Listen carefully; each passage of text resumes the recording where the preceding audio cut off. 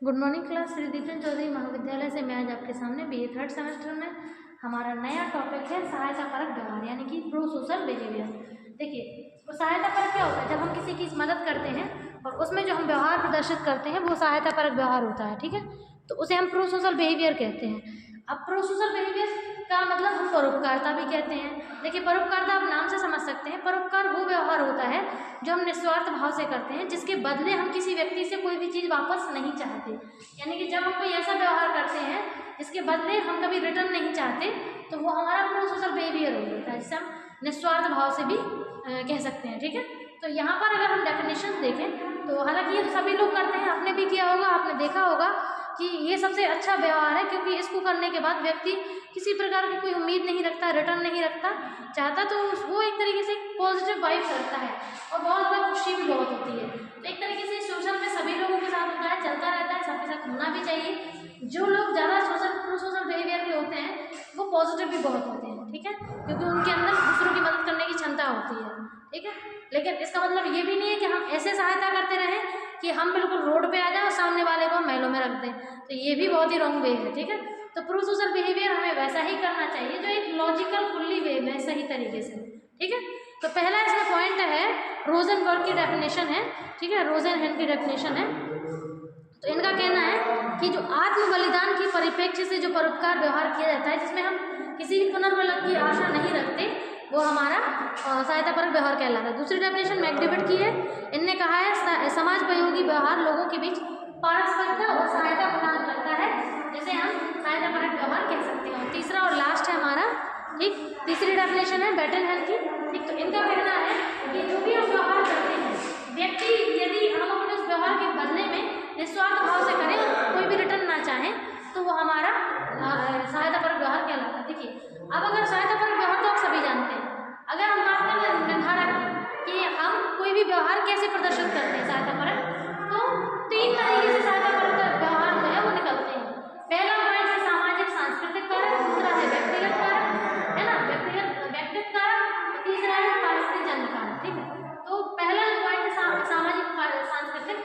तो समाज मतलब हमारे आसपास का सोशल, और संस्कृति मतलब हमारा कल्चर, हमारी संस्कृति, हमारे नियम, ठीक। तो वो तो यहाँ इसमें पहला है पॉइंट है सामाजिक उत्तरदायित्व, यानी कि जैसे मान के चलो माता पिता अपने बच्चों की जिम्मेदारी ले रहे हैं, क्यों?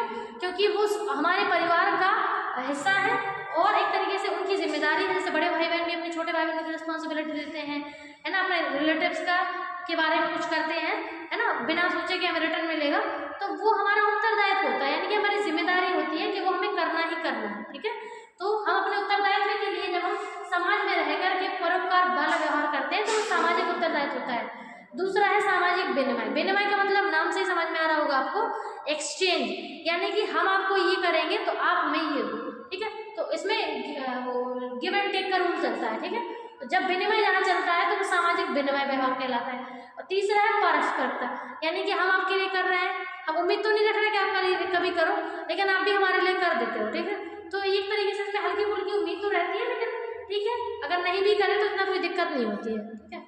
अब अगला है व्यक्तिगत कारक। व्यक्ति मतलब हर व्यक्ति की अपनी पर्सनल थिंकिंग होती है, थॉट होता है, उसका पर्सनल व्यक्तित्व होता है, तो वो पॉइंट। तो पहला है इसमें प्रजाति, यानी कि व्यक्ति जैसे मान लो चलो हम इंसान हैं, तो हर व्यक्ति के देखो अपना प्रजाति के आधार पर अपना नेचर होता है ना। जैसे आप जानवरों में देख लो, इंसानों में देख लो, हर व्यक्ति की प्रजाति के अनुसार उसका नेचर डिसाइड होता है कि वो सॉफ्ट है, काइंड हार्टेड है, या क्रूअल टाइप का है, कैसा है, तो वो चीज़ क्लियर हो जाती है। अगर हमारी प्रजाति में है कि हम बहुत ही ज़्यादा मददगार हैं, तो हम कितना भी सुधार लें खुद को, हम सुधार नहीं सकते, ठीक है। और अगर हम मदद नहीं करते हैं तो हमें कोई भी कितना सिखा ले, हम मदद नहीं कर पाएंगे। अगला है समानता।